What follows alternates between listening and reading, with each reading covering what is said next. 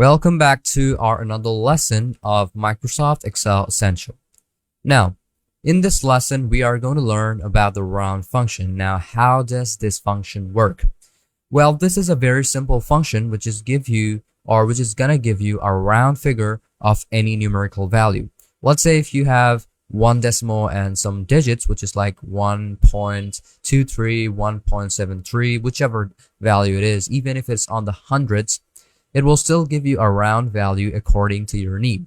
Now, before showing you this lesson or before showing you how the function works, we are going to put up a couple of data or a couple of numerical values, which I'm going to be putting right now, and then show you how the round function works. And even though if it is, let's say this is a single function, but there are a couple of numerical values, such as it could belong in the tens, thousands, ones, lakhs. It's going to be up to you. But if you want any of the results of each and every one, you're going to see that we are going to put up a couple of data and also get a round figure or a round number of that specific cell. Now, I'm going to do is, let's say I'm going to type in 20.34, just type in 2.09, enter. Let's say I'm going to use type in 20.436. I'm going to type in, let's say, 39.1. I'm going to use type in 100. Okay, maybe 1,000 first. Dot this. Hit on enter. 47 point couple of values. 57.2. Or maybe 6, couple of values, comma 2. Okay, we have a couple of values. Now, before starting the round function, find out the cell where you want to put in your data. Now, after you put in your data, I'm going to just type in equal for, my function.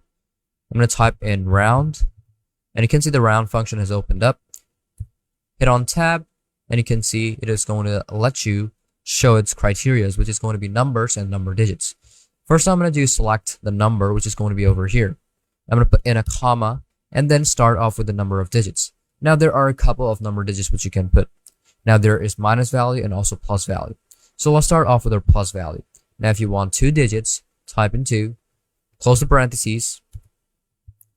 What I'm going to do is hit on enter, and you can see this is 20.34, which is 2 digits right now. But if I type in a numerical value, which is going to be tens, and I want it close to 10, so I'm going to type in 1. Hit on enter, and you can see 20.3. Okay, now it is on single value. Okay, now if you type in 0, it will give you the exact 1 value. You type in 1. Hit on enter, and you can see that like this. I'm going to type in 0, hit on enter, and you can see this is now 20. Now we're going to get the results of each and every one through the same process, and it is very simple. Now if I want, maybe let's say type in equal round, open the parentheses, select the number, put in a comma, and let's say I want it closer to 0, so I'm going to type in 0. I'm going to do is close the parentheses, hit on enter, and you can see the 2. Now, what if I say I want minus value? I want it to be 0. I'm going to type in this, put in a minus, put in 1, close the parentheses, hit on enter, and you can see this is now closer to 0 or the closer to tens. Now, if I put in 9, and you will see that it will show me 10. Let me just show it to you. You can see now this is closer to the tens. So it has given me the answer of 10. Okay. Now, if I use the fill header, the same formula will be applied to every one of them, but I don't want it to be that way. So I'm going to be showing you hundreds this time. Now you can see that there are 3 values, okay, 3 decimals. So I'm going to type in -1 or -2 to get our 10 function. So I'm going to just hit on enter, and you can see 20 as our answer because now that is closer to 20. Now I'm going to do the same thing over here, but here, as this is on hundreds, I'm going to type in -2. Hit on enter, and you can see 2400. Okay, this works the same way for lakhs, but I didn't put anything that is closer to lakhs, so I'm going to do is type in maybe 4, 5, okay, 6. There we go. We have it. and you can see this is closer to 5. Now you might try putting in number 3, hit on enter, and you can see that now this is closer to thousands first. Okay, so this is closer to thousands. So we're gonna do the same feature over here. I'm gonna just cut this off. Okay, my bad. I'm gonna just cut this off, and I'm gonna do the same process over here. Hit on escape. I'm gonna do the same thing.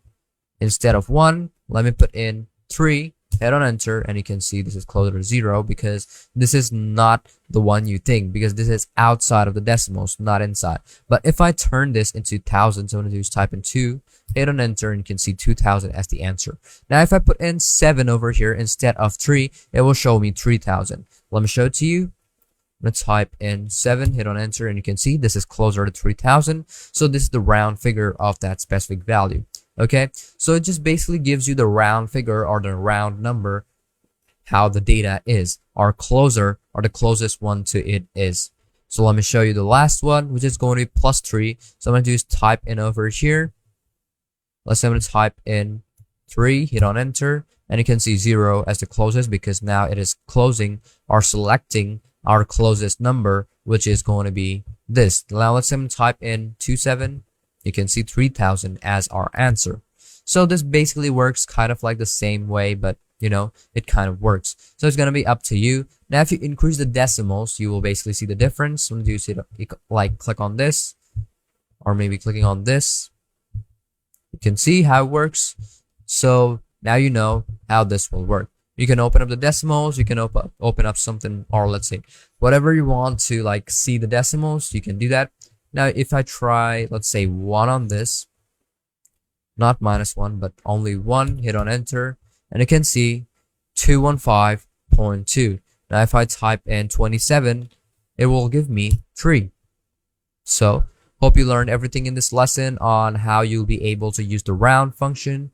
And if you didn't understand a part, or if you have any question with this round function, please let me know, or feel free to ask us any question and we will guide you through the whole process. So let's move on to our next lesson of this course.